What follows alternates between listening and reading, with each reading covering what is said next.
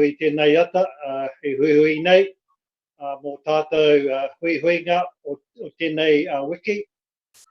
Ka nui tamihi mai o Hawke a koutou, he tika I tuwhera tātou hui ki a tātou Karakia.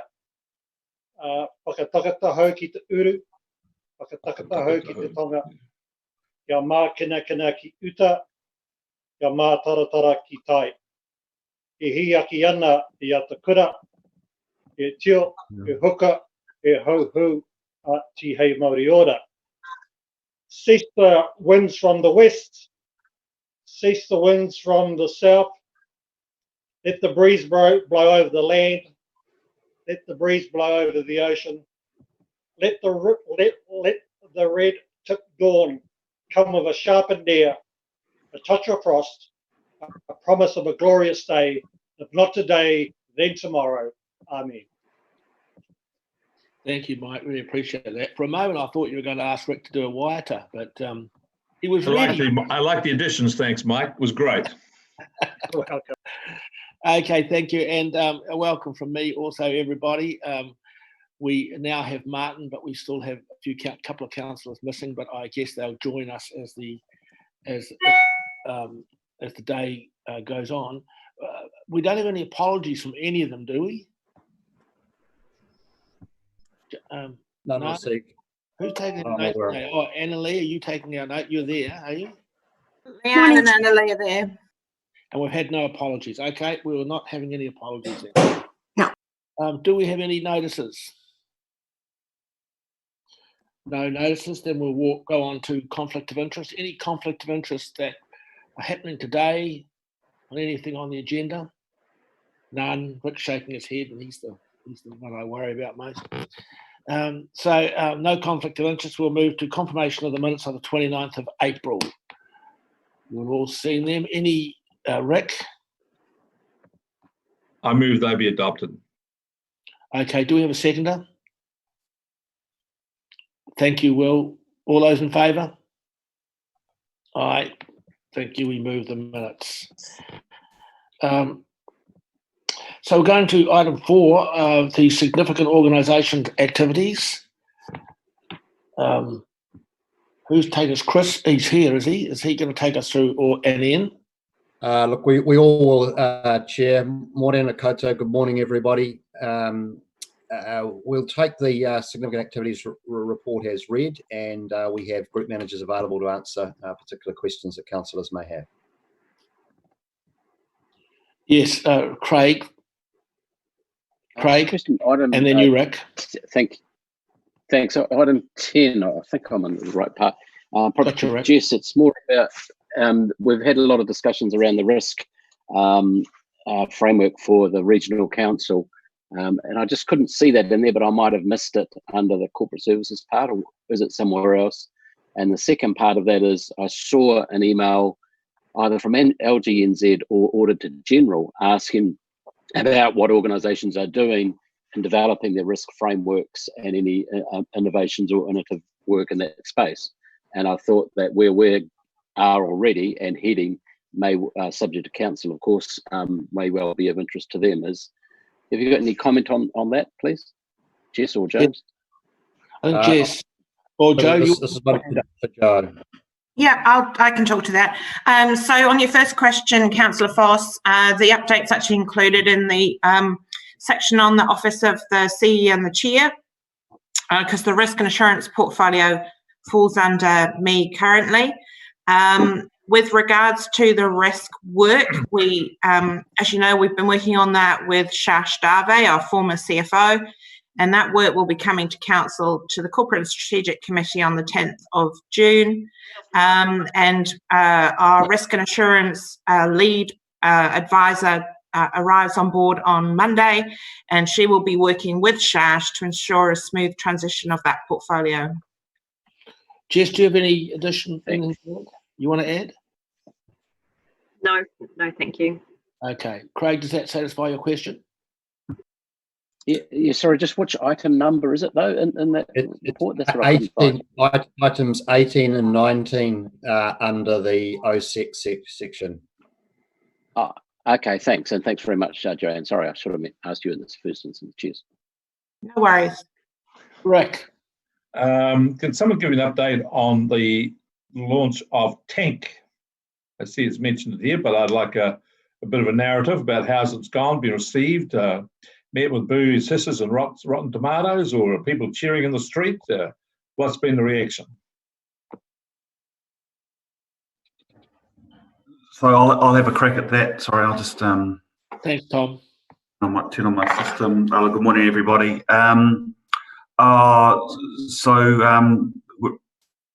Perhaps maybe best described, Councillor, as we're in the phony war in terms of we have released it to the public to be received, and we are awaiting submissions. And so there's not a lot that we can report on at this stage. Chair, if I could perhaps just add what I've certainly noticed through the use of social media since the launch at the end of last week is our boosting efforts to ensure that the public are aware of it. I think are pretty strong. Just about everywhere I've looked, there have been advertisements, including in the mainstream digital media, and I received a flyer in my letterbox as well. So we've gone for a far and wide campaign to raise awareness around the tank plan change process, and from certainly my own personal experience, we're getting penetration around it. So the proof will be in the level of response we get, and we will be able to provide council with some statistics around visits to the website where the bulk of the material lies, and that will give you a sense of how many people are inquiring and taking interest in the coming weeks. Thank you, James. Mike. Thank you, Mr. Chairman. I suppose just wanted to report from the Māori perspective, we are trying to organise a visual hui between Ngāti Kaurau Iwi Incorporated, Heretaunga Tamatea Settlement, the Tai Whenua Heretaunga, the Tai Whenua Tamatea, just to get a perspective of where everybody's sitting in regards to this, and get an understanding of what the issues are from the various entities, and then from there move out to the wider community. Thank you, Mike. Any other comments around that, Will? Yeah, just really to pass on one comment I've had and from a representative body, and it's probably not going to come as a surprise, but just around the timing with the drought and everything, and the ability for farmers to get their heads around the plan change and being able to submit. So really just passing that comment on. Thank you, Will. Yeah, we understand that. Heniwai? Kia ora mai tātou. Hey, so it's really just about the overall update that we're given here, and it's great to see that our teams are starting to plan to come out of level 3 into level 2. But what I'd like, and this would be a question for James, is that there be a review of the investment in time and resource from our teams into the response, how effective possibly that was. I know no one could have planned this, but it could happen again. And so I'd like to see a bit of a review of our staff resource and time. So if James, you could answer that, thank you. Thank you, Councillor. Look, it's our intention to do a full debrief on the situation and a review of all of the resources, dollars, staff time, etc., that have been devoted to this exercise, and report that through to Council. We'll also be doing a lessons learned and ensuring that for future events we've taken account of this experience, which has been unprecedented, so there's been plenty to learn. And also we're doing work at the moment around how we might work differently as an organisation in the future based on some of what we've learned about our agility and the use of technology, etc. So we're very much going to do that, and we will be coming back to Council with a picture. I would note, and I will just discuss this at the next item in terms of my update around the COVID situation, that we are still in the middle of this to some extent, and so we're still building a picture about the impacts on the organisation. Okay, welcome, Neil. We'll accept your apologies for lateness, and you're shouting smoko. Yeah, there's just an issue getting on each time, actually. It's you push the connect and nothing happens. So. Yeah. And the time that Neil shouts smoko, we're going to be at Craggy Range. Yeah. Well, Neil, I struggle getting on too, but I asked, some little helpers I've got here. You need to get yourself a little helper, mate. It's way out of my pay grade, Rex. I know. Are there any just other... one last thing. I want to come back to James. I just say to James, I welcome your report and look forward to it on alternative ways of working. And I think we have learned that we can work a lot from home. I think there's lots of benefits to our staff, and I'd like to see some of the gains that we've made and advantages we've got out of COVID-19 be picked up and locked in for the future. Can I just come in here, Rex, if you don't mind? Just in terms of review, I was going to have a chat to you, Jess, about revamping the audit schedule for the year. I wonder, in fact, whether we can utilise that vehicle as an additional audit on the financial audit and risk schedule to do an independent review. The chair of FARS may be interested in that one. Jo to respond to that, given it's her area. Thanks, Jess. So with respect to the current program of audits, they're already in train for the remainder of the 2019-20 year, along the lines that we've discussed offline, Councillor Curtin. However, the new audit program starts from the 1st of July, which will give us the opportunity to identify what are the audits we want to complete in that year. So this could be the opportunity to add something in along those lines. Yeah. That's what I'm anticipating. Yeah. Okay. Can we have someone to move that we receive a note? Thank you. This report. Thank you, Martin. And second to Jerif. Do you wish to speak, Martin? Are you happy to move on? Yeah, sorry. Api is. Do you want to comment on what you've written there, Api, or you've got another comment? Question with regard to the activity report. The comments is an offline question to staff for support outside of the meeting. With regards to follow-on question from James's reply to the report on COVID-related activity. From an iwi perspective also, we have noticed that there have been a number of breakdowns in the flow of information and resources from the Central Civil Defence out to our regional outposts and regional centres. So I would be looking particularly for an assessment on what we've learnt from that, how we can make improvements in those spaces when it comes to our being able to identify how we can prepare ourselves better for the next pandemic. And pandemiologists suggest that this will happen more often. So I'd like us to be better prepared and look and focus on some of those learning opportunities we've gained from working with our iwi groups during this time. I'll be looking specifically for any learning outcomes in that area. Thanks. Before I go to Ian, Api, I'm interested to know which outposts you are referring to. So I've, through my channels, I've received some concerns through our iwi networks around both Warrell and in the central Hawke's Bay and Tamatea Tonga area.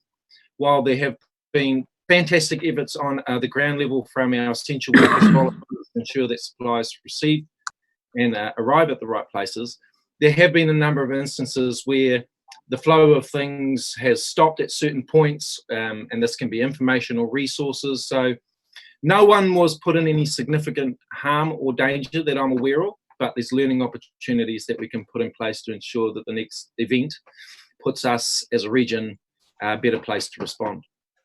Yeah, I won't go to Ian. I will go to Rick because he was the boss. So Rick, I don't want a long dissertation. Well, I would like Api, if he's got those concerns, to identify what they are and put them in an email to me so I can have a look at them. Thank you very much. I can't look at things which will have concerns, have this. I need facts. So okay. Thank you, Api. Okay, we're not going back again. We've got to move it. All those in favour of receiving the reports. Hang on. Rex, I had my finger up most of that discussion. I wanted to make a comment. Oh, you can make a comment, Martin, because you are the mover. Thank you. So yeah, well, if that's the time, I just really wanted to thank the staff for the initiative in writing to Minister Parker to seek some relief around the deadline for the tuki change requirements. That was great to see. And would it be possible to have a copy of the letter sent and the response, please? Certainly, Martin. Okay, I'm very pleased we did that. Yeah, Michelle, have you got something? You're waving your hand, Michelle. It's like you're waving to the Queen. I know it's like that, isn't it? Okay, so just a comment on I sent something to you and James last night. Point 18 of vital work. So Pāwhai, Ruataniwha, Taki Timu and Whakapau have been completed the tree work on the riverbank, and I also sent some photos because they did a wonderful job at Taki Timu, and that's where we had planted last year.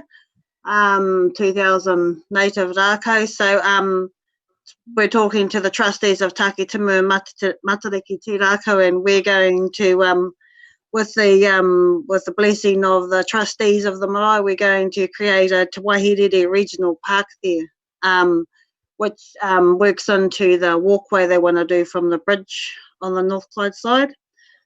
Since we've already got a lot of rākau already there, so it's over a hectare.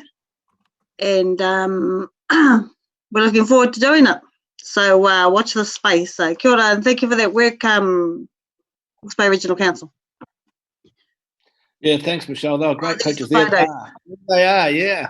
It's below that. That's at the back of the marae where the dining room is. So we planted just to the right of there, so you can see the amount of work. And you can see the bridge now. That's the panoramic view of it. So yeah, it was opportunity. We've got like 3,000 trees this year, so boom, they're all going to go there, and more to come. Yeah, no, that's really great project. Well done. Thank you. Okay, we have a movement sent. All those in favour of receiving reports? Aye. Against? It's carried. Thank you. So James, your C's verbal update. Thank you, Chair. So the bulk of the work over the last week is related to the transition to level 2, and now that we have the timetable from the government, we have a level 2 transitional team operating over the next couple of days in our Dalton Street offices to prepare for resumption of business within Dalton Street from Monday. We're bringing back our most high priority essential staff that require our office environment to be most productive and perform their functions. We are proposing to open our offices to the public, particularly the rates counter, for a limited period each day, looking at 10 a.m. till 2 p.m. With a contact tracing arrangement within the public area, as well as we've installed perspex screens and what have you, and there'll be protocols and controls around entry to the building for the general public for those services.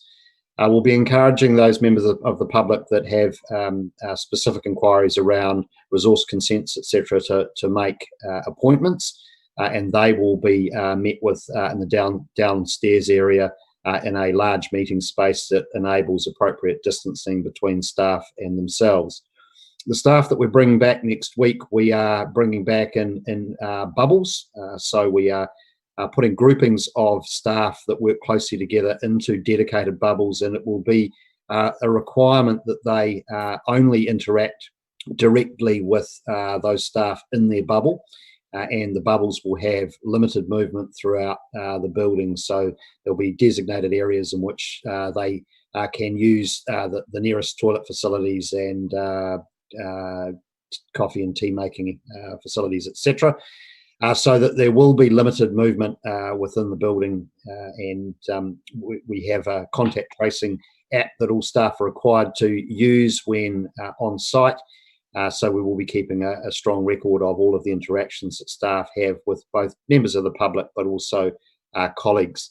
The primary reason for that is that as we ramp up having people back in our buildings, what we don't want is if there is a second wave or a resurgence of COVID-19 and we get a case within our workforce, that we have to isolate a large number of the workforce with major disruption to the organisation's business, because we can't quickly isolate the contacts down to a small number of people. So look, that's consistent with the government guidance, and it's consistent with the practice being adopted across local government in New Zealand.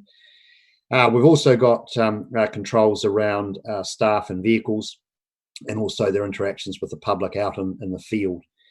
All of our field-based staff will be back returning to normal as of next week. We already have our works group back in full operation, and a number of our field-based staff already going directly from home to the field. We won't be opening the Station Street offices at this time, just focusing on Dalton Street. And the Wairoa and Waipawa offices will be just on an as-needed basis. There'll be signage and public messaging available to the public in those areas of the region about making appointments should they need to meet with and speak with our staff in both the north and the south of the region. So in relation to Dalton Street, we've got about a third of the workforce returning next week, and we have about 2/3 of the workforce who we've identified either have health vulnerability issues and need at this time to still remain working from home. There's only a small number of those. Most of the staff who will continue to work from home are those that we've been able to satisfy ourselves that they have been able to maintain full productivity in a work from home environment. And there are no particular concerns that we hold about the health and safety of their working environment. And so that has underscored the fact that we can, as an organisation, perform a significant number of our functions fully productively using technology on a remote access basis. So we'll be continuing to roll that out next week as we bring people in. As staff return, they will go through a full induction and training processes around these protocols. They will be required to make declarations around their own health, and we will be requiring them to keep a record of their interactions outside of the work environment, just so we can complete the loop in terms of contact tracing. We will be reviewing the situation in 2 weeks' time, and we'll be running a sort of a 2-week rolling program of this, obviously monitoring the government's decisions in relation to level 2. And we're certainly hopeful that we see the government move to level 1 sooner rather than later, and we can get as much resumption of normal business practice as possible. That bubble approach within the buildings does mean that we will still be requiring the use of Zoom and technology to maintain the interactions between teams. But I'm satisfied that we've been able to keep most of our work going using that method. So a little bit of a mix and match from next week in terms of more normal operation, but also continuation of this approach. In terms of the Regional Civil Defence welfare response, that continues. We are awaiting guidance from central government about the transition to the Caring for Communities model, which is intended to maintain a community welfare function within the region, but to transition that away from our civil defence team as the basis for that, and move it to a new regional model. The details of that have yet to be determined by central government, and we're currently working with them around the options for Hawke's Bay. But it will look like more of a sustainable model that enables our civil defence staff to take a break, frankly, and catch up on some leave and restoration of their normal business, and most importantly to ensure that we're ramping up our preparedness for another event, whether it be something associated with COVID-19 or a natural disaster or other civil defence response. We're really anxious about getting that capability rested and back to a state of readiness in its full capacity. and having a more sustainable approach to welfare over time. The total volume of welfare needs assessments coming through has been dropping, but we are facing greater complexity in terms of those issues that are being dealt with as, I guess, the longevity of the situation rolls on. So, look, that's the current COVID-19 status of the organisation, and I'm really happy to take any questions from councillors on that. Start with you, Martin, and then Craig. Look, I've just been, thank you, James. It's been very helpful. One of the thoughts that's been bubbling away, sorry for the use of the word bubbling away in the back of my mind, and it, I guess, springboards off what Councillor Ormsby said about a review. We've got in the frame the possibility of a fairly significant capital spend on a new building, which could have economic recovery benefits, equally places pressure on our capital position and balance sheet. And I'm wondering if, as part of any review of what's transpired in the last couple of months, you ask the staff for their views about just how much on a continuing basis of our work could continue to be done at home. You made the point that the productivity has remained, and that could be part of the review as well. But if it is the case that the pressure on the building as it is could be relieved by a fraction, not as much as 2/3, but a fraction, even a quarter or a third, spending some or all of their time at home, then we don't need to build a new building. And that could have climate change benefits, it could have capital spend benefits. It's just something to bear in mind looking at this issue holistically and the learnings of the COVID experience. So just putting that on the table. Thank you, Mr. Chairman. Thank you, Martin. Thank you, Councillor. That is very much on the table for the senior leadership team at the moment. We are intending to engage with our staff on those possibilities. We had an initial discussion with our people managers, team leaders, etc., across the organisation on Monday on this question. We do think that there is an opportunity to rethink our accommodation strategy in light of this, and we are engaged in discussions across local government and with central government on this question. It's fair to say that right across the public sector, but also right across the private sector, many organisations, if not most, are asking themselves precisely this question. And we do know that there are staff who have particular domestic circumstances that may be able to better accommodate a better balance or a better mix between their working circumstances and their family circumstances, which becomes an attractive way of working for some. And also just in terms of managing things like health risks going forward, as well as the costs of providing office space, which is an expensive impost on the ratepayer. Thank you, Craig. And Will, did you have your hand up? Well, I can just see your. So you didn't. Okay. Yeah. Okay. Right, Craig. That's better, Will.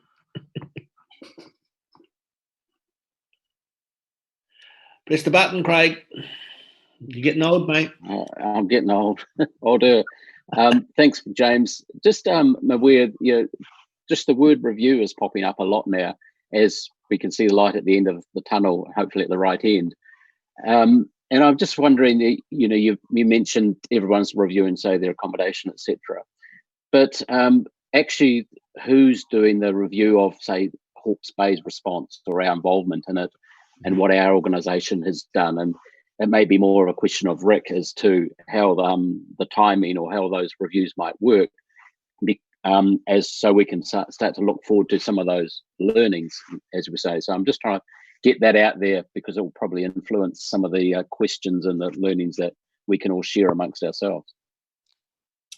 So with respect to the civil defence response, the review hasn't commenced. The team is still very much an operational phase, but it is the intention to do a review. That review, I expect, will be commissioned by the Joint Committee of Civil Defence and executed by the coordinating executive group that sits underneath the Joint Committee that comprises the council CEOs as well as the heads of DHB, police, fire, etc. And so that will look at the whole of regional response. What we will be doing also is looking at the Hawke's Bay Regional Council's contribution to that response internally. And again, we haven't commenced that review, but is very much on the agenda. There are the broader sort of implications around work from home, COVID-19, our accommodation review.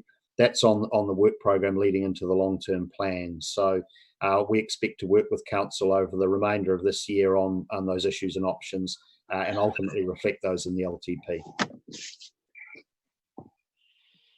Thank you, Rick. Welcome, Charlie. Rick, press the button. Yeah, you got it. Could I say to you, Craig, there'll be a very intensive review at the national level as well. I've got no doubt that the centre will go over this with a fine-tooth comb and very, very thoroughly. So it'll be at two levels. One will be at the centre, then it'll be the region, and the region is will review it, I suspect, as James has outlined. There'll be all the elements will be in, and people will be looking for to learn as much as we can how to make improvements. Having said that, the civil defence apparatus, I thought, has stepped forward significantly over this pandemic, significantly, and it's been a huge improvement. And I feel really encouraged by it, actually. Then I suppose the third level will be possibly each of the individual organisations, like the councils, the police, might feel that there is some merit in them reviewing their own contributions to what's happened at the region at the national level.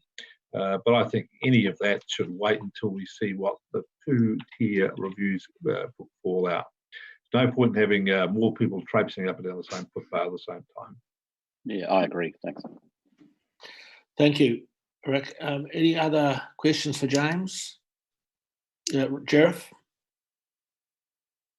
Yeah, I'm all for reviews to learn and to do better next time, or to understand what we've done well, what worked and what didn't work.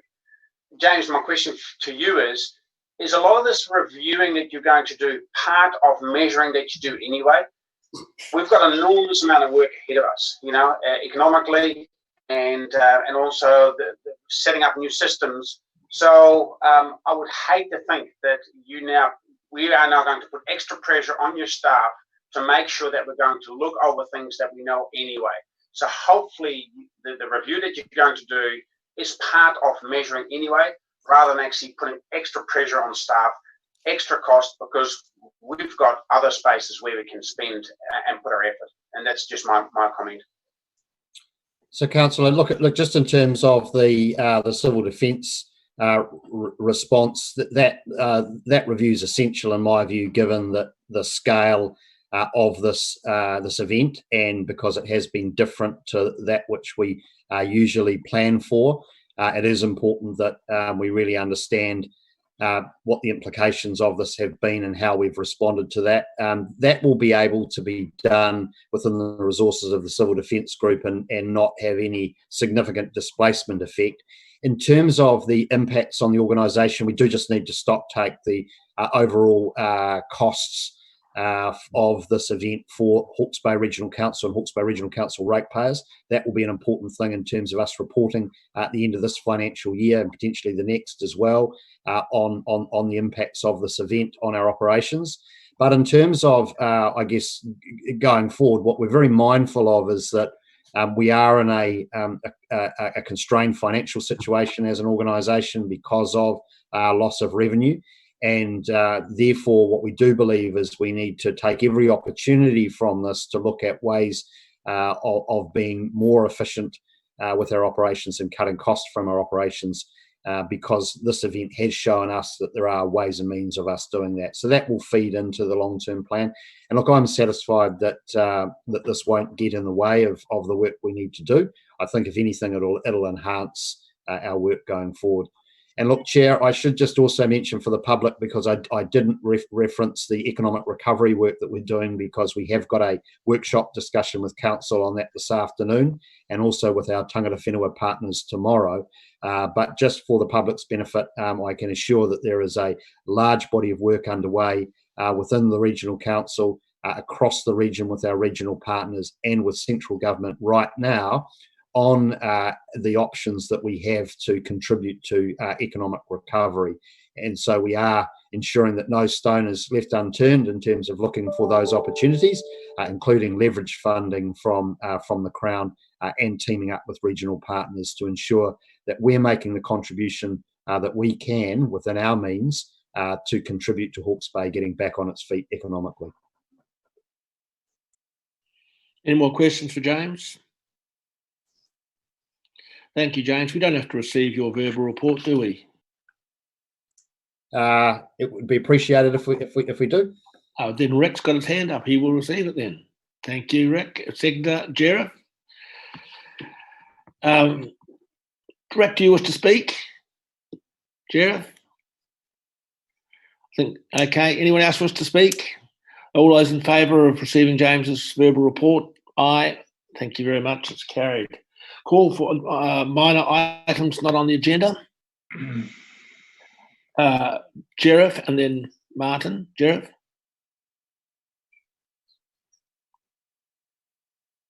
Jareth? For the second time, stock order. Stock order. It's good to see even young people not quite got it right, Jareth. We're pressing the little button. Okay, Martin. I appreciate your comment that I'm still young. Youngish. Martin. Yeah, well, I could call it stock feed, but I would rather call it Charteris article and drought relief. Drought. We'll call it drought relief, eh? Okay. Will, did you have your hand up, or you were just adjusting? Okay. Anyone else? We have 2 items then. Okay. Thank you very much. Just for a first decision item, which is an issue which came from Craig. And so, Craig, you didn't write the paper, but I'd quite like you to speak to it. Yeah, sure. What you see in front of you and the agenda there, colleagues. So this is described there. In our earlier discussions, it occurred to me in our earlier discussions in and around the TB issue that there once Councillor Foley told us about the environment under which he became aware of the significance of the TB issue, the TB Free Committee that he is part of as a councillor. And it occurred to me that we actually don't have a formal way in which councillors can report back on issues that they think may be of interest to other councillors, in addition to the annual report that the executive must get from these various organisations as part of their funding and our participation, etc. So I've described in the paper there that it's just we put a standing item on the agenda for councillors to report back on anything that they think may be significant to other councillors from the various roles that they play as councillors that they've been appointed to or a part of. I actually fully anticipate most meetings there won't be much to report at all.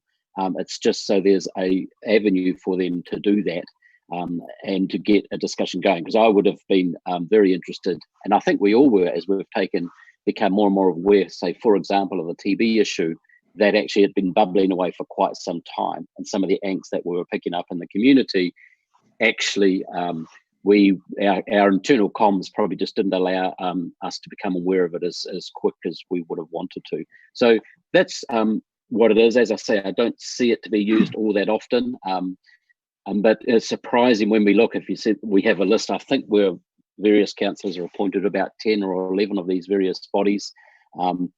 As you know, myself and Hinawai report back on Hawke's Bay tourism often, and HBRC, and of course there's economic significance in and around those. But all those bodies have equal importance because that's why there's a councillor on them, and it's part of the avenues for feedback to and from our community. So that's my proposition to you, colleagues. Thank you, Craig. James, did you want to add to that, or should we go straight to questions? No, look, I think it's a sensible suggestion, and very happy with Councillor Foss's proposal. Thank you, Rick. I was slightly intrigued because I always thought it has been practiced in the past that the discussion of minor items not on the agenda was the opportunity for councillors to report on all of those matters. And my experience on the council to date has been that people did use that opportunity regularly to do that.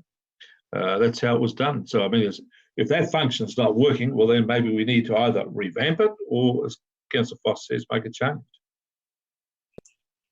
Sheriff? Hinawai was first, but I'll go Hinawai if you don't mind. I wasn't aware of that, Rick, so that's a good point. That actually under minor items that we actually could. Another comment is we've got to make sure that this actually doesn't become just a reporting function. I think the intent of Craig is when there's actually something important that we need to be aware of, that it's being reported on, not just a standard report, if I understand that right. Anyway, I didn't see. Yeah, we make it higher. It disappears. Thank you. I just want to, I suppose, question the regularity of having to report back, because obviously some of these groups meet at irregular times. So yeah, I would have thought that using the minor items section, yeah, it'd be useful to report back there when the time is right after a significant meeting with significant issues can come up. So that's my only comment, but I think it's a good idea. Are there any other thoughts, James? Chair, so look, Councillor Barker's quite right that the practice in the past has been to use minor items. What has been observed by staff is that in some areas we haven't necessarily had as much reporting from councillors as we might wish, and so what I think potentially here is the benefit of a more formal item is a prompt rather than leaving it to the minor items. But look, it's over to council whether you want to have that prompt or whether just having this conversation today is sufficient to remind all councillors who are representing the council on various bodies that there is a need to ensure that colleagues are kept up to date. Neil.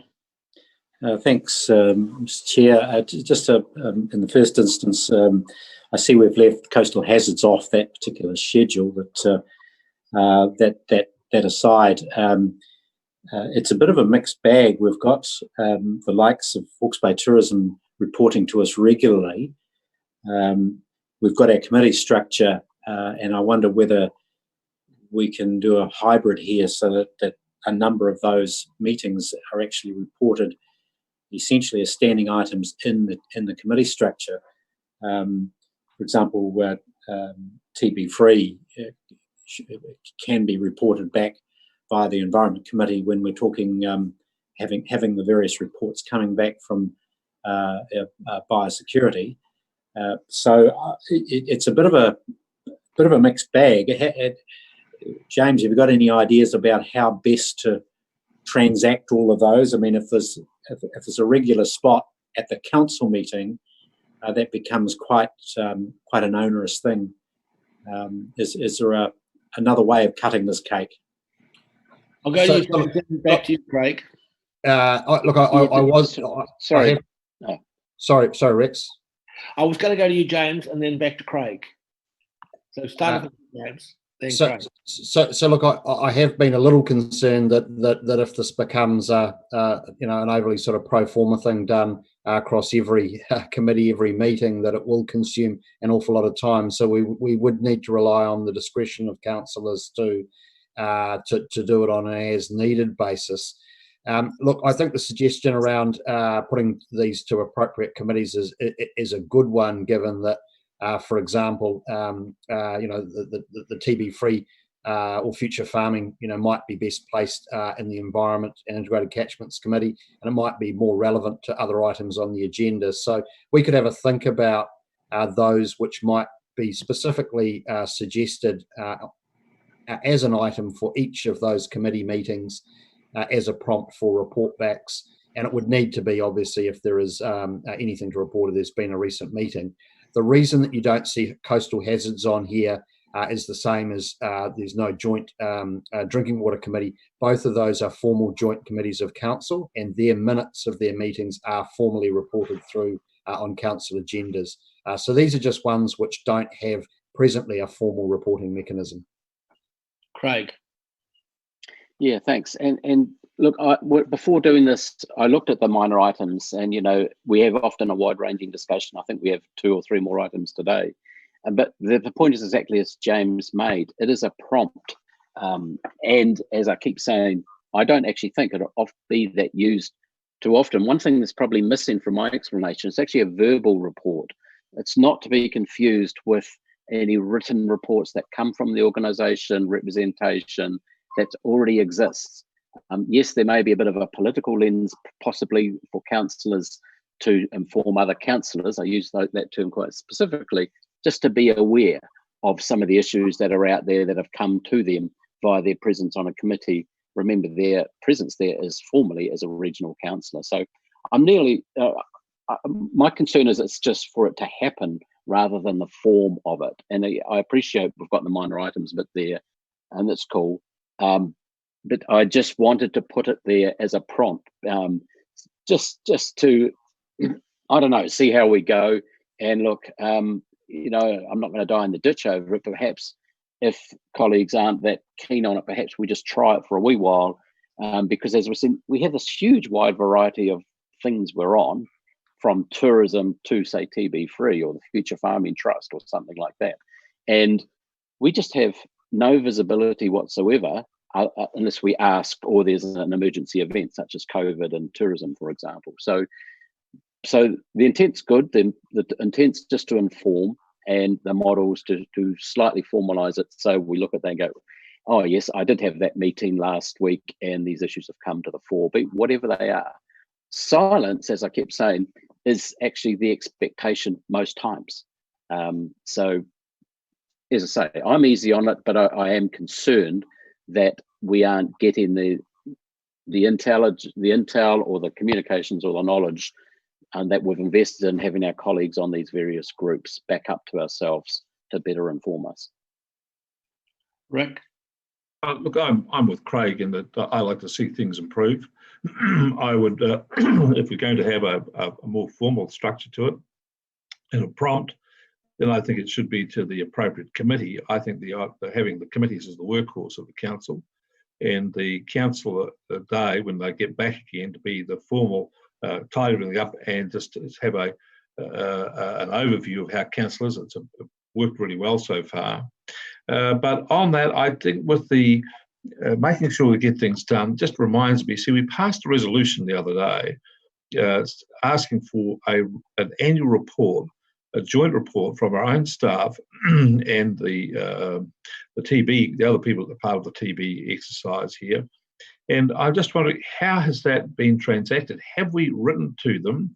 And if so, telling Fenton's lot we want an annual report. When are we expecting to see this report come? And is it the agenda? See, if those machinery things are done in the background, we have visibility of that, then we have confidence we're going to get a report. And that should, in my view, fix this issue of a lack of visibility on the TB issue. Thank you, Rick. It's a question to James. Do we have a letter being sent, James? Look, I'll have to defer to Ian Maxwell on that. A report from Osprey in. Have we got it? Morning, councillors. No, we haven't as yet written formally to Osprey. I have communicated via email to the Chief Executive the intent to have a more formal reporting framework and process to which he's supportive. So that, yes, that process is underway. I just haven't formally written them a letter, so to speak. Okay. Thank you. I'd just like to have a quick comment here. I think it's a good idea. If you look at minor items on the agenda, well, today it's stock water and drought relief. Neither of them are related to committees. And so I see minor items not on the agenda as an avenue for councillors to talk about. They get 5 minutes, something which has happened to them or something they've seen over the last month. This way here, this other thing is about councillors who are on committees, and we've got really talented people on these committees, and we don't get good feedback. And I think especially now there are some which we really do need to get feedback on, tourism being first to mind. We definitely need a monthly report on what is happening to tourism. Is it working?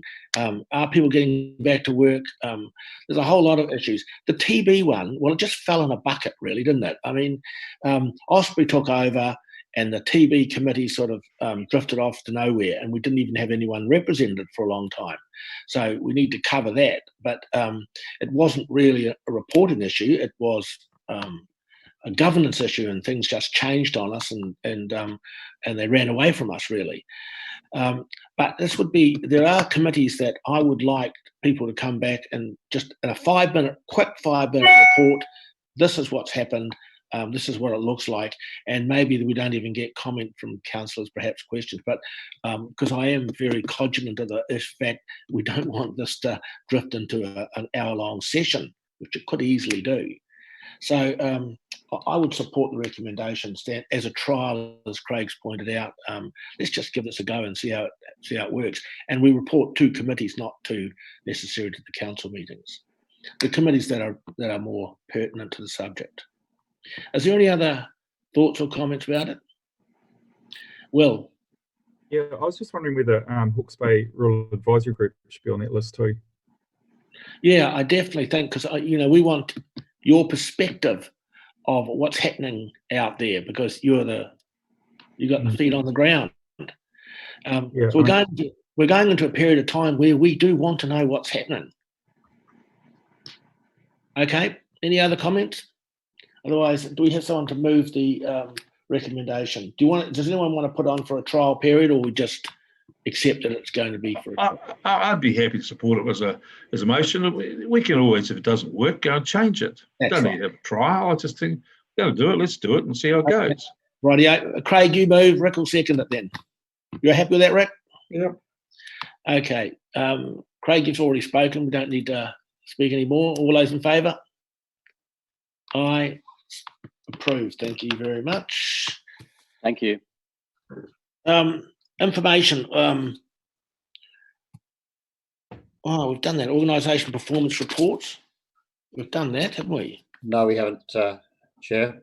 So we've only done the significant activities report. Oh, okay. Rightio. Then let's do this one then. Thank you, Chair. So this is the quarterly organisational report to 31 March, the third quarter of our current financial year. The report covers a period that predates the substantive COVID response, although, of course, our Civil Defence and Emergency Management Group had started to make preparations for COVID, and we were aware of the potential impact of the issue on the organisation during this period, but the operational response just hadn't commenced. Having said that, the preparation of this report has occurred during the COVID lockdown period, and it has been impacted somewhat in terms of staff availability to fully complete and report to the standard that we would normally aspire to. So that's just a little bit of a caveat. The report this time, we've included the financial measures across each of the level of service areas and each of the activity codes, the budget codes or project codes as we call them. And so you're seeing that being reported on for the first time. Where there's a variance either above or below budget of some significance, that is reported, and you'll see that there is a significant number of those variances. The majority of those do relate to timing issues, and one of the things that we want to improve for the future is having more meaningful reporting of that, given the lumpy expenditure that does occur through the financial year within the organisation. And reporting quarterly on those with this mechanism isn't as helpful as it could be, I think, in terms of providing a real-time picture of financial performance. So the current financial upgrade project that we have running, the significant project we have across the organisation with larger capital expenditure associated with it, is going to give us a much better real-time financial reporting system and dashboard for council. And so until that is installed, we are having to work with our legacy systems at the moment, which are very clunky and don't provide either council or even our managers with good real-time reporting about where we're at during the financial year. So we've done our very best with the limited tools we have to present a picture of where we're at as an organisation. And the other thing I would note is that these level of service measures, level of service statements that we report on that are derived from the long-term plan were more ambitious this time round than in previous years.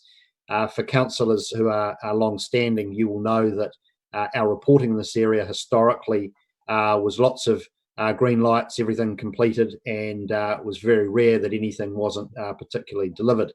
That was because the reporting was very much output-based rather than outcome-based. We've shifted to a stronger outcome focus, and we've put more stretch targets in there for ourselves. And as a consequence, we naturally see that there are more areas where we need to pay attention to whether we're making the progress that we would like to make.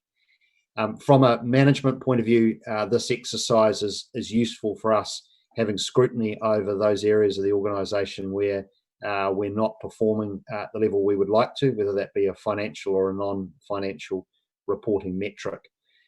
What I would say is that we do have an ambitious work program that we have discussed with council a number of times in this long-term plan, and we are continuing to struggle in some areas to complete the work on time, and some of that has been exacerbated further by the COVID-19 situation. An awful lot of that does relate to resourcing challenges in the tight labour market we were in prior to COVID, and some of the turnover that we experienced in some areas, as well as fairly ambitious work programs overall. So look, that's just an opening description, Chair. We have group managers available to answer any specific questions. We do understand that this is a significantly challenging report to get through, given that the council does have a large number of service performance measures across quite a diverse range of functions and a lot of different budget areas. That can't be helped because it is drawn from the diversity of the council's functions and the size of the council's operations, and so there is a lot to report on, and therefore there's a lot to get your head around, but the totality of the organisation's operations are captured within this report. So you're seeing everything laid bare really in terms of the work that we do and where we're at this point of the year. So with that, Chair, I'm happy to take questions from council. Thank you. Questions? Craig, we'll start with you. More of a comment. Just congratulations to everyone involved. Thanks so much, because I've often gone on about the financial side of things, and have, with respect to the system you have at the moment, you're only as good as that system, but the effort you've made here to try and simplify it down to for ourselves to appreciate and comprehend with your kind of traffic light kind of systems there, unders and overs. Absolutely, this is the kind of thing that I've been looking forward to see, and I realise it's work in progress. So a fantastic first start, and I know a lot of effort's gone into getting it there. And again, just to reiterate, when I inquire about this kind of thing, it's just simply for everyone to be more informed, so we can put our shoulders to the wheel together, and understanding where things may or may not be working, because the organisation is now very complex, and it's quite easy for a few things to, particularly with the reporting systems, financial reporting systems we currently have, to not be seen as part of the greater organisation. So well done to the team, everyone involved. One question, James, could you just update, or Joe, I guess, update councillors on when you think the new financial system, reporting system, will actually be fully in play if all things go to plan? So look, I'll defer to Jess. Have we got Jess on the line? Yes, we have. Yep. Good morning. We're currently evaluating RFP responses for the financial system at the moment. So our current timeline presumes that our new long-term plan, our 21 to 31 long-term plan, will be budgeted in the new system. And then we will actually push the button and start using the new system in terms of transacting invoices and the general ledger, etc., from the 1st of July 2021. But we will build the budget for the next long-term plan in the new system with a new chart of accounts.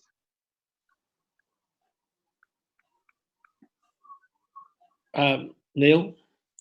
Yeah, thanks, Chair. And I just wonder whether we do take this item in two parts, that is the physical reporting and the financial, so it becomes a little bit more digestible. I did want to make a comment to start on the traffic light system, which has taken a long time to develop, but it's really coming along extremely well, and I appreciate all that probably 3 years of work that's gone into getting us here, James. So you guys have done a great job.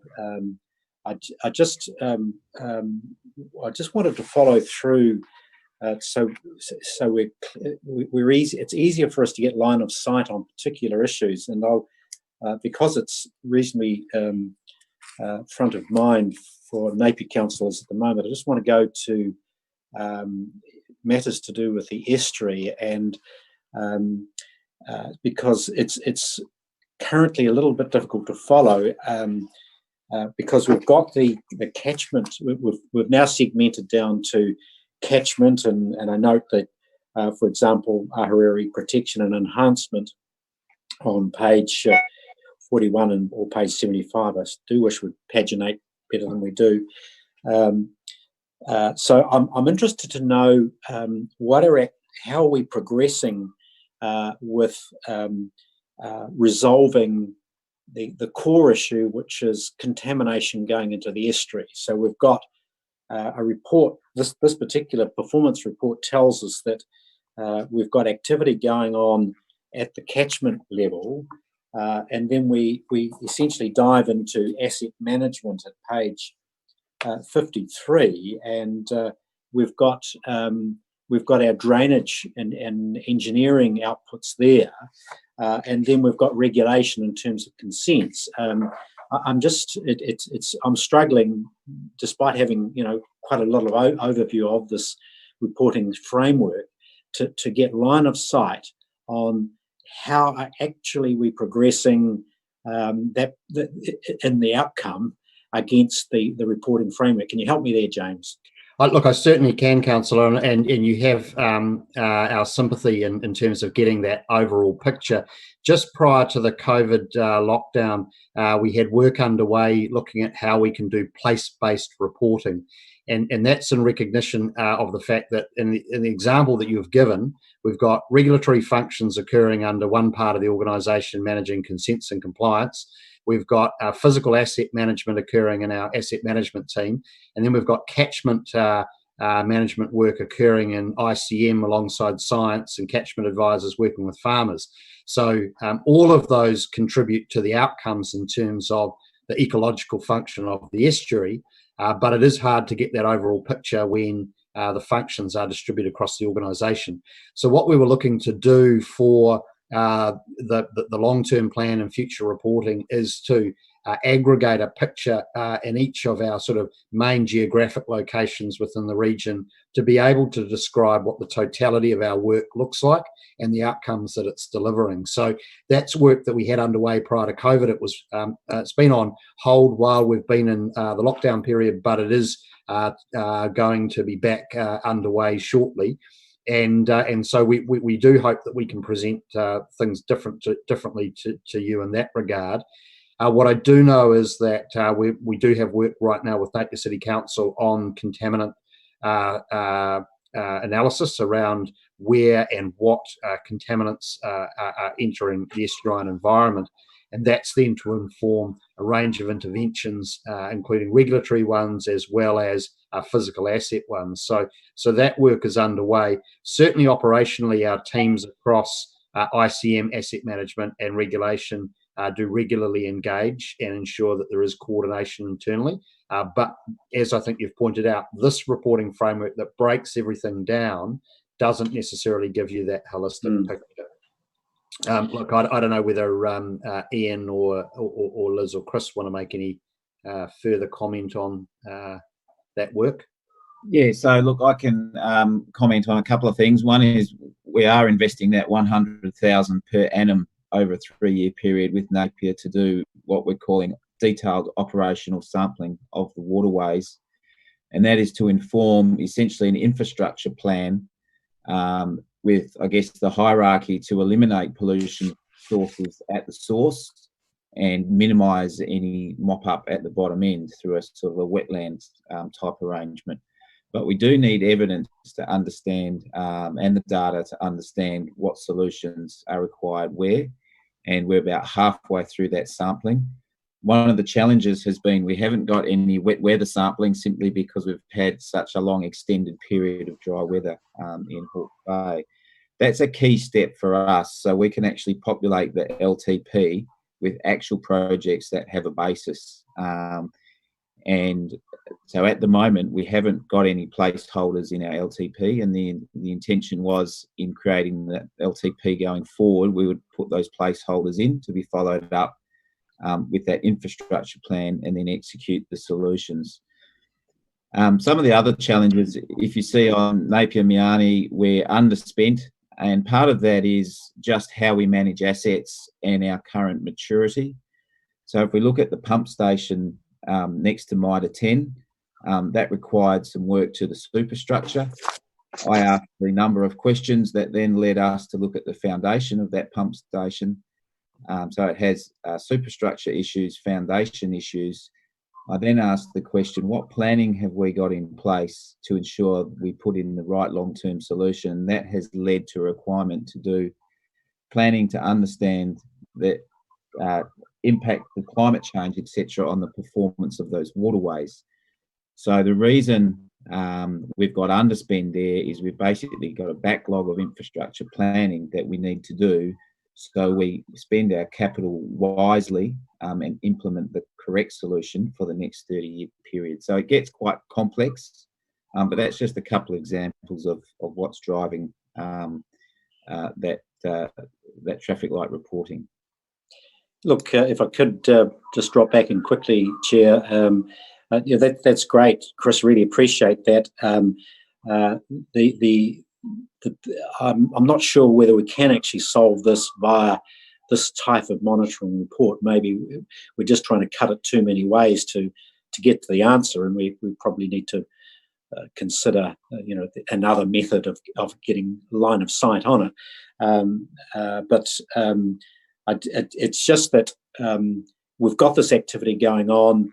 This report actually doesn't tell me where that sits. What you've identified some planning issues. I'd have to dive into the Napier Miani pump stations to try and extract that piece of information. So it sort of brings it home to me that maybe we're trying to do too much with this reporting format. I just don't know.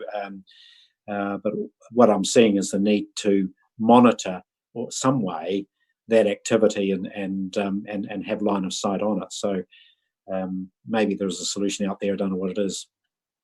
Yeah, I do think it is the place-based reporting that will help with give the councillor what's being sought here. I think, and it just requires an additional effort by staff to hoover up the work going on across different parts of the business to create that picture. But I think it's incredibly important for our ratepayers and for the community, as well as councillors, to be able to understand what the sum of the parts looks like in particular areas, because the community doesn't look at the regional council through the lens of our various functions.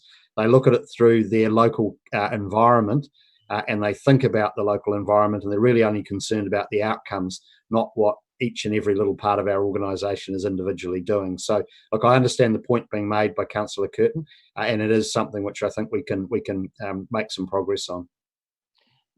Neil, do you are you satisfied with that we do a more? Oh, I think that's great. Yeah, no, it's this is not easy, Rex, and we've tried to cut it in different ways for a long time, and no outcome is actually 100% foolproof. So it's just acknowledging that, but each time trying to iterate it a little bit better, we'll find a solution. Well, hopefully this is a big change because you have a more holistic information around a particular subject or place-based, as you're putting it, which I think we'd all prefer, really, because we're just like the public. We want to know what's happening in Ahuriri. Rick? Well, I think I might say so, Chair, that we're going to have a problem here because no matter how we project the data and all the information, it's never going to suit every observer or in every inquirer. And I've struck this problem on a number of occasions when you're setting up computer systems and so on, and you want data and you want analysis. Whatever metrics you choose will determine how the data is arranged in the sheets and then how your line of inquiry comes out of it. So I just feel we've got to make sure that we have the system set up so it suits most people for most circumstances. And in that case, then there will be the odd query, the odd thing which won't quite work for it. So I just think we have to accept that it's never going to be perfect for every inquiry from every observer. And if we accept that, then we then work as how we get the best option out of it and to make it the most workable. And of course, you'll have the environment will change and the nature of the inquirers will change over time. So what they want from it will shift as well. But I want to say to Rex and the team, this is, sorry, to James and the team, this is a significant step forward. I really like this. It's in advance, and we just keep on working at it to hone it and improve it. That's right. So it's really good. Jareth? Yeah, I agree with Rick totally.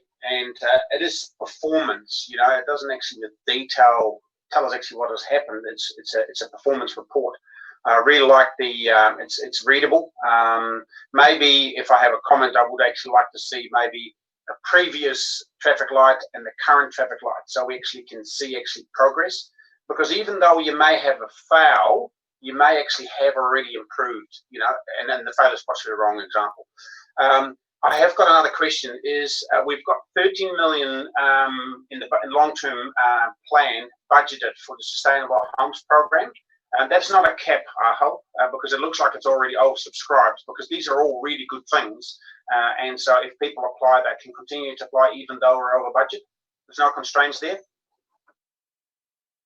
So, Chair, the Sustainable Homes program is capped, and I don't think we're ahead in terms of where we were expected to be in the long-term plan, but we're not. We haven't completely exhausted the 10-year allocation on this. We will be coming back to you as part of the long-term plan for you to make some choices about whether you continue to expand the program. But Councillor is quite correct. It is proving more popular than we had anticipated, and the program is going very well and ahead of budget in terms of expenditure. Any more questions? Haniwai? Kia ora. Thanks, James and Joe and the staff for this report. I really like the pyramid that's on page 50.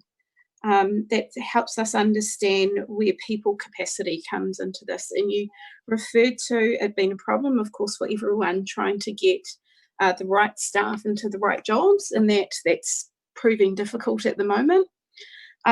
So my question about that is that if we're having people capacity problems in terms of filling those vacancies, what does it really mean for our work streams and our ability to actually do the jobs we're planning to do? And then also, how do we refit that to the realistic situation we're in? Slightly challenging giving a generic response because it is highly variable across the skill sets in the organisation. But if I pick on probably the one that's been most challenging, it is in the engineering and asset management area. and that's simply because of a national and international shortage around qualified engineers, particularly in the specialist areas that we operate. Look, we are behind in terms of our asset management planning and some of the work Chris was referring to before. Historically, the Regional Council had a more incrementalist approach to managing its assets, and I think I would describe it as probably less strategic in terms of having a long-term view about what we're trying to achieve, and certainly no planning around things like climate change. So Chris is moving to take a more strategic planning approach that requires more engineering expertise, and so we've been recruiting as rapidly as we can in that space, but we have been struggling to fill all the roles.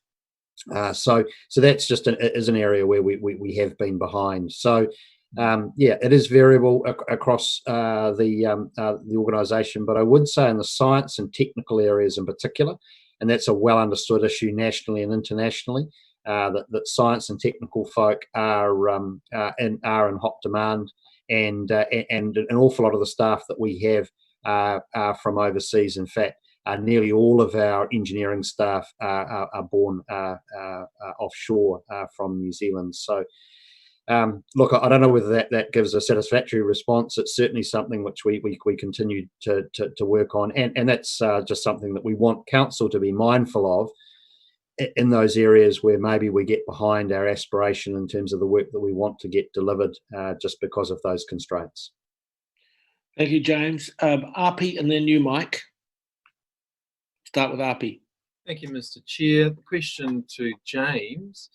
I've had a similar conversation amongst other LTAs around the resourcing challenges of our region going forward. And I would like to know whether or not there is a conversation happening at HBRC and amongst our other LTAs around a regional staffing package that's particularly in the areas of engineering and water, where there are going to be massive shortages in qualified staff, and whether or not there's active conversations around building a employment profile for the region that addresses particularly the work here at HBRC, but also encompasses the needs of our rural areas such as Central Hawke's Bay and Wara, which are not in the same position to be able to build employment packages. So is there a conversation around perhaps a regional approach to addressing our skills shortage, and what's the appetite in that space? Thank you. So yes, there is, and so there is an initiative underway by the people and capability managers across the 5 councils of Hawke's Bay at the moment around a more joined up procurement of skills and marketing Hawke's Bay as a destination for people wanting to come for both lifestyle and professional reasons. So we are collaborating on that. And we are also collaborating nationally with other regional councils in some of those specialist areas. So that is very much work we have underway. Thank you, Jay. We'll cut Peter, Mike, and then back to you, Rick. Good. Thank you, Mr. Chairman. Question for you, James, and apologies if it's been answered in the report, but I haven't come across it. It's just in regards to reporting around relationships with tangata whenua, just how well that's going on a quarterly, half-yearly, annual basis. I just haven't been able to see anything within the reporting, the quarterly, especially the quarterly reporting, just how well, as a council, we're going in regards to meeting our obligations around RMA and the Treaty of Waitangi, of course. Kia ora. Thanks, Mike. It's funny you should ask that, because we had a discussion about this just yesterday about the extent to which the work of our Māori Partnerships Group is currently somewhat buried, if you like, in our broader community engagement and representation, reporting measures, and our budget codes and what have you. And so our aspiration for the long-term plan is to bring that out so it's much more visible. So in terms of reporting, you've identified an area where we can make some improvement, and we very much intend to do so. In terms of how we have performed over this quarter in terms of Māori engagement and partnerships, I'd like to defer to Peri to provide a bit of commentary on that. Kia ora, James. Kia ora, Mike, for your question. If you referred on the organisational report to pages 54 and 56, 54, 55, it's actually highlighted in there under the heading HBRC has the internal capability and capacity to engage with tangata whenua, and also around strategic relationships. So there are some sections and reporting in there. If you're okay with that response and referral to our report, I can stop there. Kia ora, Pere. Look, I think I'll take James's answer. I think James has highlighted the fact that there's potentially to improvement. There's room for improvement there, and I'm happy with that answer at this stage. I look forward to improvement in the coming months. Thank you, Mike. Right, Rick, we'll take you, and then back to you, Craig, and then characteristically, Chair, uncharacteristically for me, I'll rise to the bait that Api has put up, looking for a reasonable response. Some time ago, we had a discussion about this, and there were those who thought this was a very good idea, and we suggested that we have an assured reasonable response by having an amalgamation. But we were told by the people of Wairoa and their leadership that they were perfectly fine on their own, thank you very much. They didn't need any help from Here Tonga in any way, shape or form. They were just perfect. So, I don't know. What do we make of that? Yeah, what do you make of that? Api, before I go to those two other speakers, of course, that was going through my mind as well. Well, clearly, Wairoa cannot afford to have a engineer the quality that the region could pay for, and we do need to come to grips with this, but we are struggling because of nationalism. Okay, leave it at that. Who'd we go? It was Craig, you. Thanks, Chair. James, item 1.2, just in the lead into your item, just describes the update on the quarter about the drought and being declared a large-scale adverse event. And, this is very, very significant. We all agree land and water is the strength of Hawke's Bay, and we don't have water in many parts of our community, and therefore the land won't be utilised and will have all sorts of downstream effects. So I understand we are going to have other discussions about items linked to this later, but the question I ask of you is, can we look the ratepayers in drought-stricken, particularly Hawke's Bay, that as a council, we are doing everything and anything that we can financially and in a regulatory sense to try and assist them through, to help them concentrate on them getting through, as far as we're doing all that we can within the rules and regulations prescribed. And I appreciate the letter to Minister Parker, as Councillor Williams mentioned earlier. And, we are confined by law at the end of the day, but even looking through some of that, is there anything, or could there be anything else we can do? Hawke's Bay relies on the land, and we need to do all we can, I believe, to stand beside, particularly the farming families, and therefore the processing community up in Hastings and out through the port, that as we get through this, we can be seen and put our hand on the heart that we're doing everything we can and process financially, etc., to do what we can to assist them and our wider communities through. James? Well, through you, Chair.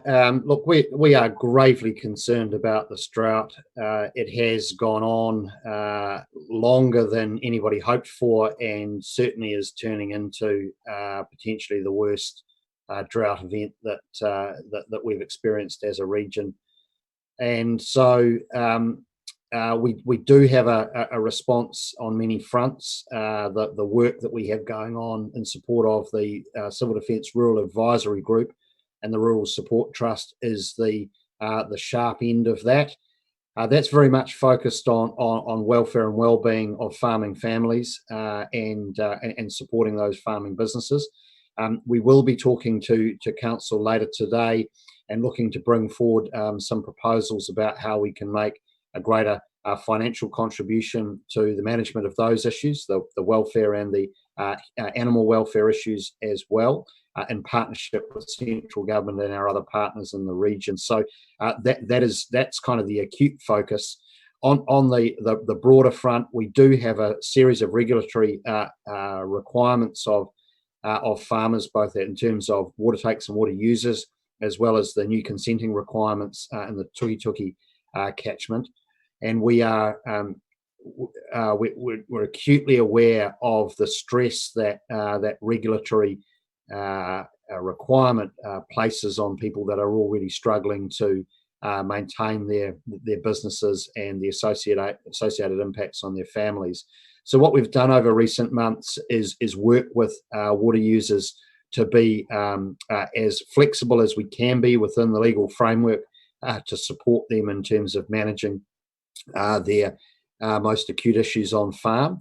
And in terms of the Tuki consent requirements, we've taken an innovative approach to minimise the impact on the farmers who are required to have a consent by the end of this month. What I would say, though, is that we are put in a difficult position as an environmental regulator. We still have legal requirements on ourselves to perform certain functions. And while we exercise as much flexibility and discretion, we don't ultimately have the luxury of completely bringing to a halt the regulatory program across the region with respect to farming while this drought is occurring. So we're doing that with the greatest of sensitivity that we can possibly do, but we still also have a job to do. And I think it's explaining to the community that we do have a job to do, that we are sympathetic, that we will be as flexible as we possibly can be.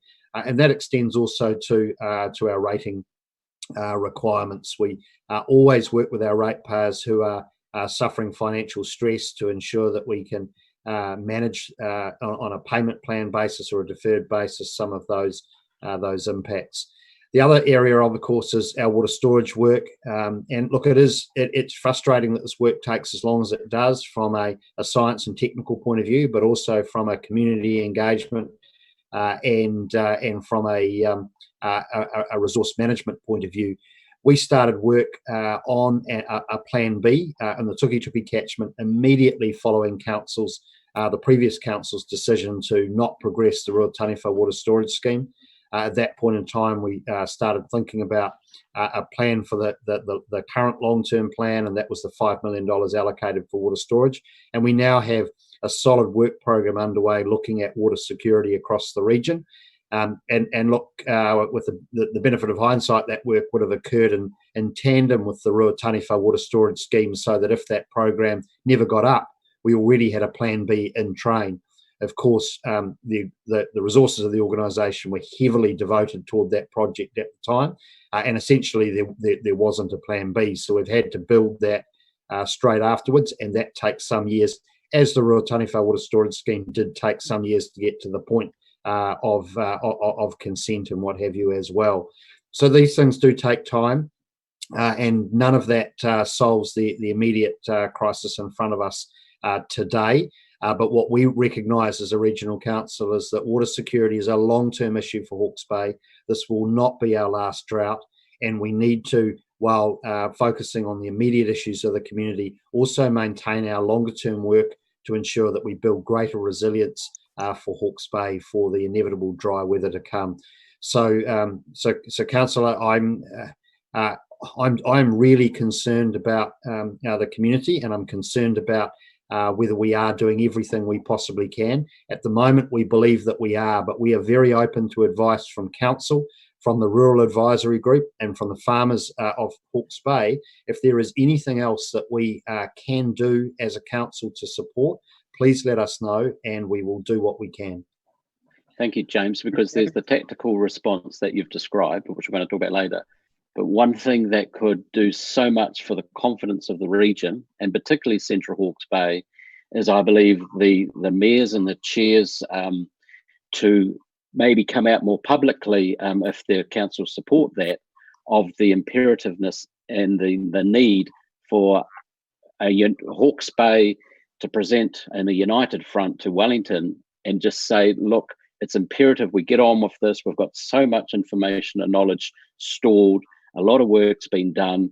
We're fully wanting to improve our environment with aquifer enhancement, etc.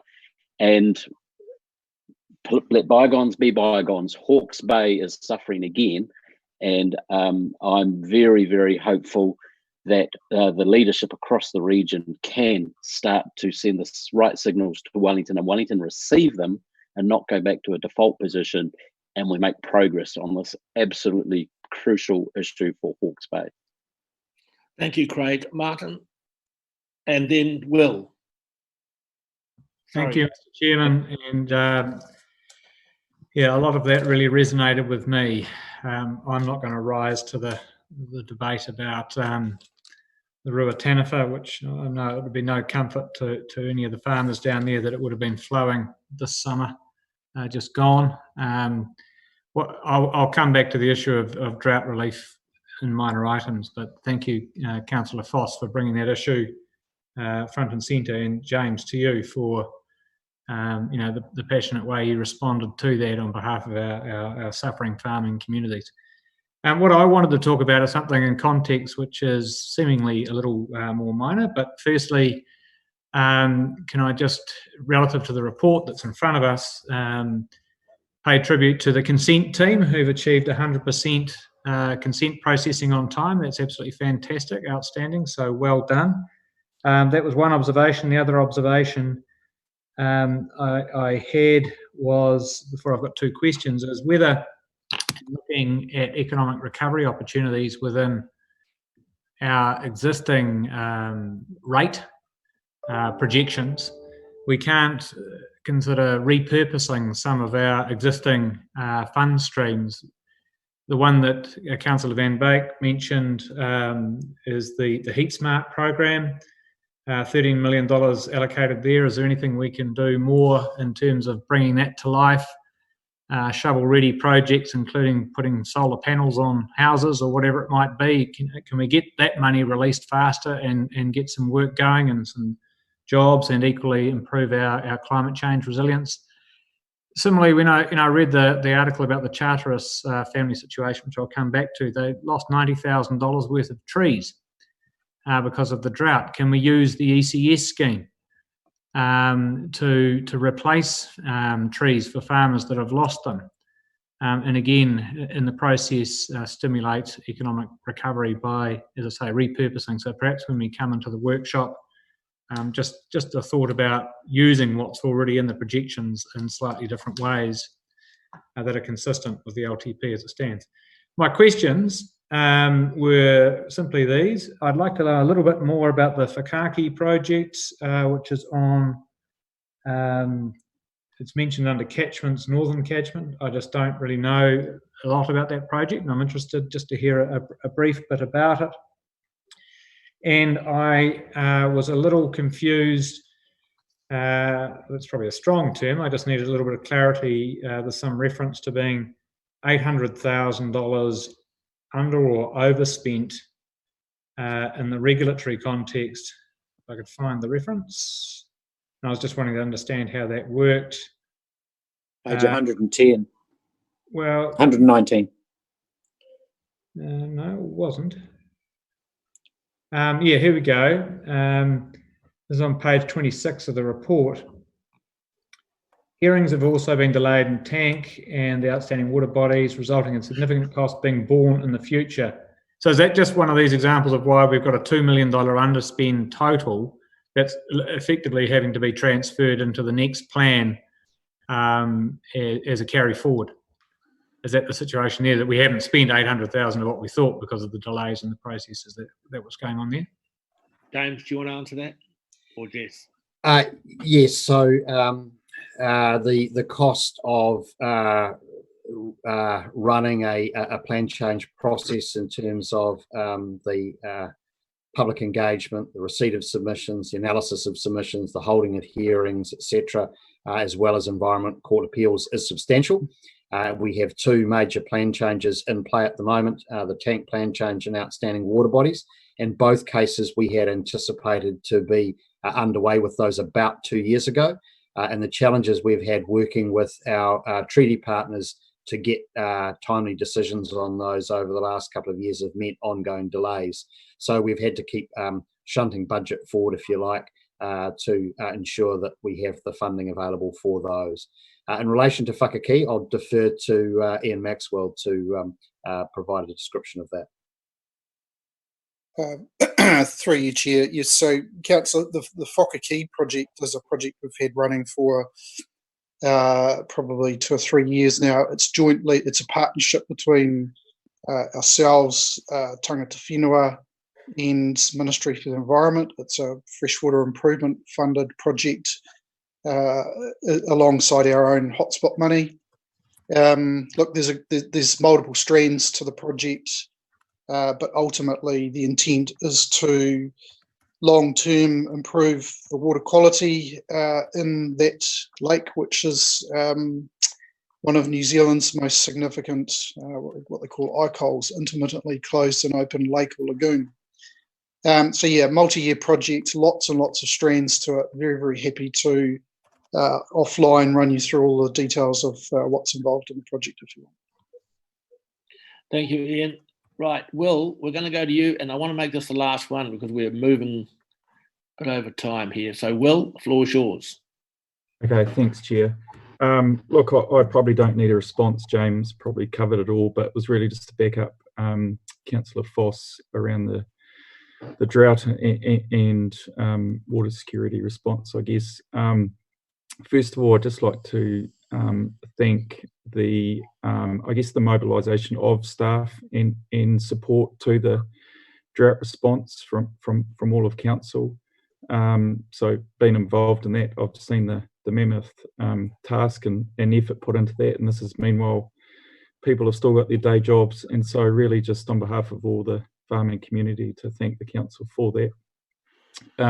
I guess just to add to Councillor Foss and back up, really the I guess the main requests from farmers, and we've all seen the desperation I guess they're in through the media coverage of last week, and it's only getting worse. But probably the two most common requests, if you like, are really just relaxation around regulation just during this time, and you know, I know we've done the interim solution on tuk-tuk plan change consents, and I guess just ask James and the team to continually look to where we can help out in that regard.